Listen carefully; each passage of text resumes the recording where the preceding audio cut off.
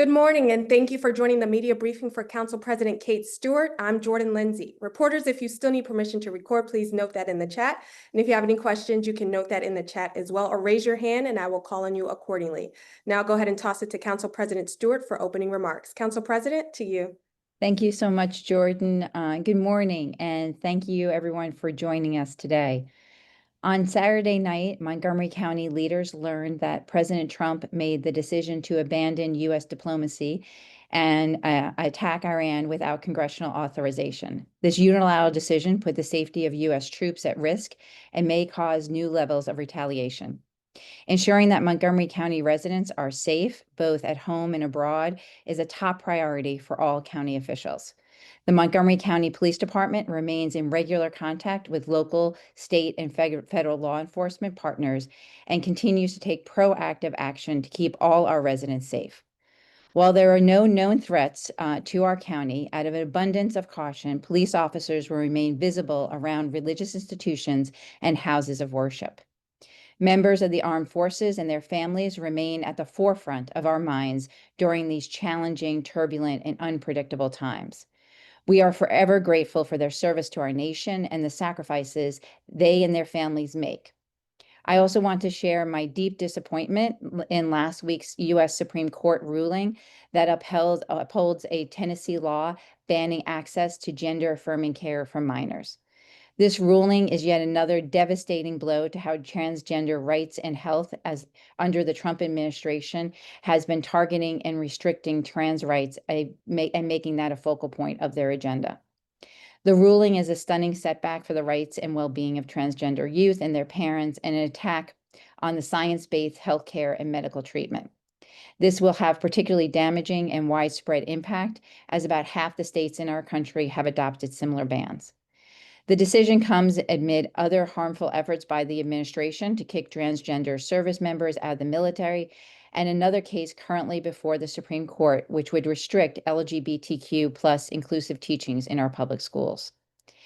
As the LGBTQ plus community, and especially the trans community, continues to face deliberate attacks and challenges to their rights nationally under the Trump administration, here in Montgomery County, we reaffirm our commitment to stand together.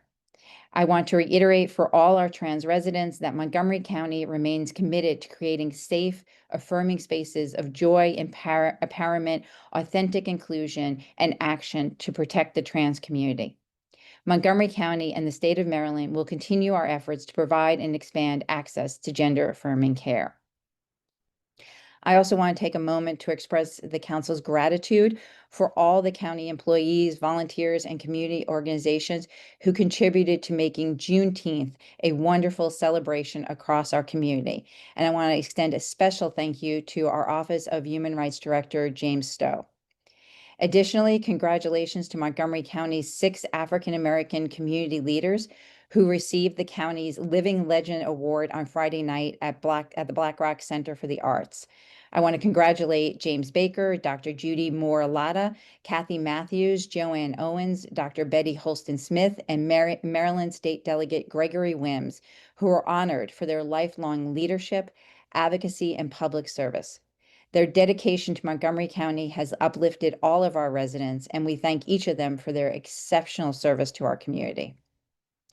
Now moving on to council items. Tomorrow at 11:30 a.m., the council will hold our annual Pride Month commemoration. Pride Month is a time to honor the history, resilience, and voices of our LGBTQ plus communities in Montgomery County and across the world. I've been honored to participate in Pride celebrations across the county. At the beginning of June, I joined Congressman Jamie Raskin, County Executive Mark Elridge, Councilmember Evan Glass for our annual Pride flag raising ceremony in Rockville to kick off Pride Month. We also got the opportunity to celebrate World Pride at the Strathmore with the International Pride Orchestra and the Gay Men's Choir after they were dropped from the Kennedy Center lineup following Trump's Kennedy Center takeover. I'm so glad Strathmore was able to provide them a venue.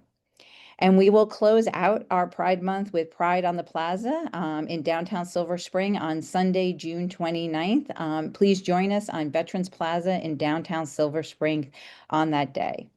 As we celebrate Pride Month, I want to restate Montgomery County's proud support of our LGBTQ plus community and our shared commitment to protecting our LGBTQ plus neighbors and ensuring Montgomery County offers critical health, mental health, and social services for our community.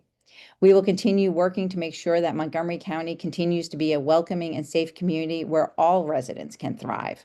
This year's theme of Pride is Unbreakable Pride, Unshakable Power. The commemoration will include a video documenting Pride leaders making a difference in our communities. So I hope everyone can join us tomorrow at 11:30 as the council celebrates Pride Month. Next, this afternoon, I will be hosting the second convening of mental health providers to discuss youth behavioral health, the behavioral health workforce, health equity, and other important matters related to mental health and access to care. Mental health is central priority to my council presidency, and I recognize that addressing this critical issue requires collective effort and action. In March, I hosted the first mental health convening at the East County Community Center with more than 130 providers and service professionals in Montgomery County. We discussed important county initiatives, shared insights, gaps, and ways to collaborate to support a more cohesive mental health system of care in the county. The focus of today's meeting will be the recent June 17th release of the Office of Legislative Oversight's report covering the availability of youth behavioral health care. This report describes the issues facing behavioral health systems in the United States and summarizes demographic data on youth and the behavioral health workforce in the county. These meetings will help shape our approach to addressing the youth mental health crisis and developing a comprehensive public health-based strategy to meet the mental health needs of our communities. During tomorrow's council session, I will be joined by Councilmember Gabe Albornoz, who chairs the Health and Human Services Committee, to present a council proclamation officially recognizing National Mental Health Awareness Month. In addition, tomorrow, council members will put forth nominations and vote to appoint a member of the Montgomery County Planning Board. Montgomery County is fortunate to have a wealth of highly qualified residents who want to engage in public service and give back to the community. The council conducted interviews with 3 candidates on June 10th to fill 1 full-term vacancy on the Montgomery County Planning Board. Including in the interviews was the current Vice Chair, Mitra Petitome, Brandis Elliott, and John Schlittling. The Montgomery Planning Board serves as the council's principal advisor on land use and community planning. The council adopts zoning and subdivision laws as well as master plans, which are then implemented by the Planning Board and Montgomery Planning, which drafts master plans and performs surveys, studies, and other planning duties as assigned by Montgomery County Council. Planning Board members must live in Montgomery County and be registered to vote as a member of any political party or unaffiliated with any political party. No more than 3 members of the Planning Board may be from the same political party. Board members generally serve for 4-year terms and are limited to 2 full terms. And we look forward to the council's final vote tomorrow. In addition to that, on Thursday, the Health and Human Services Committee will receive a briefing regarding homelessness in the region and homeless services in Montgomery County. The council is concerned about the issues related to homelessness and the increasing rate of individuals and families who are experiencing homelessness in the county. The upcoming work session will include updates on the point in time survey, which was released last month.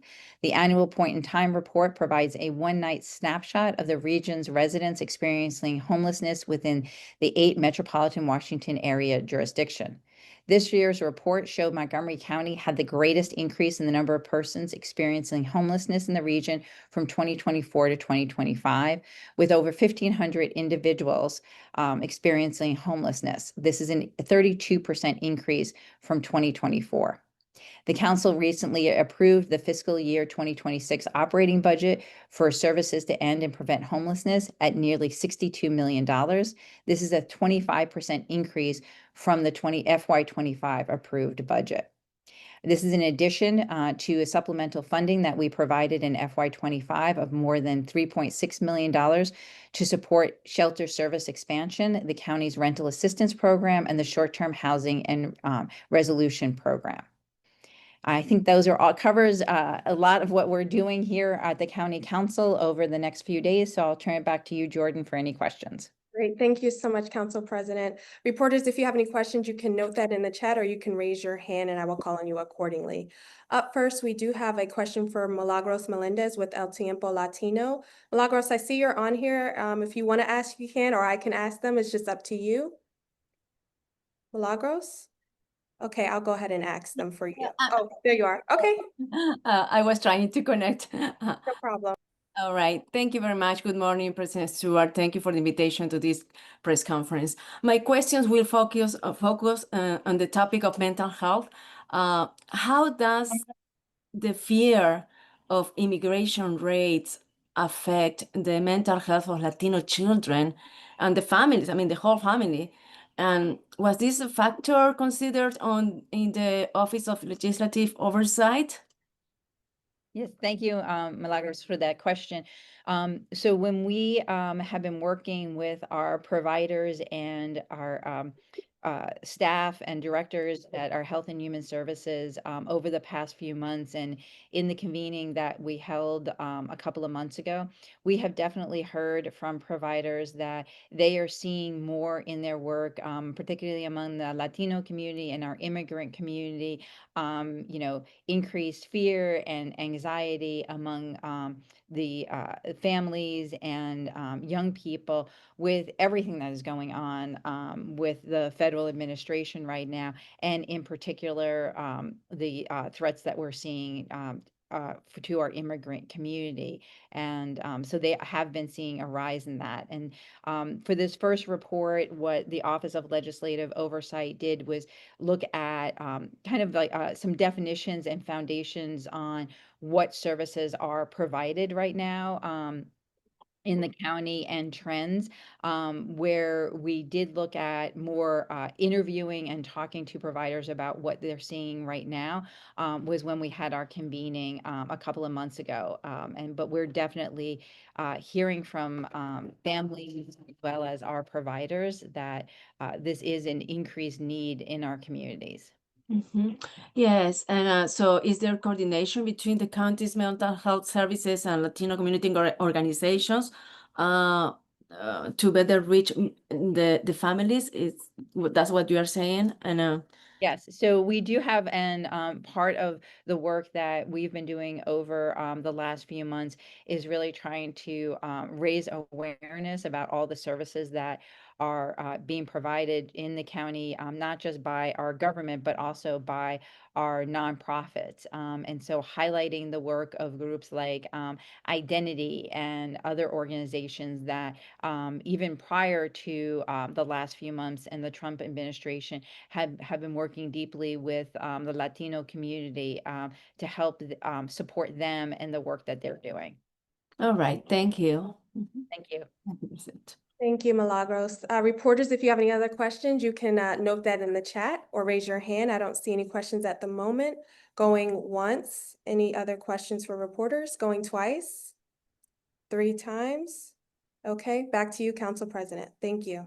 Great. Thank you so much, Jordan. Thank you for everyone who joined us today. To see you out. Stay cool over the next couple of days, but after this heat wave passes us by, I hope to see folks at Pride in the Plaza and around Montgomery County. So thank you very much for joining today.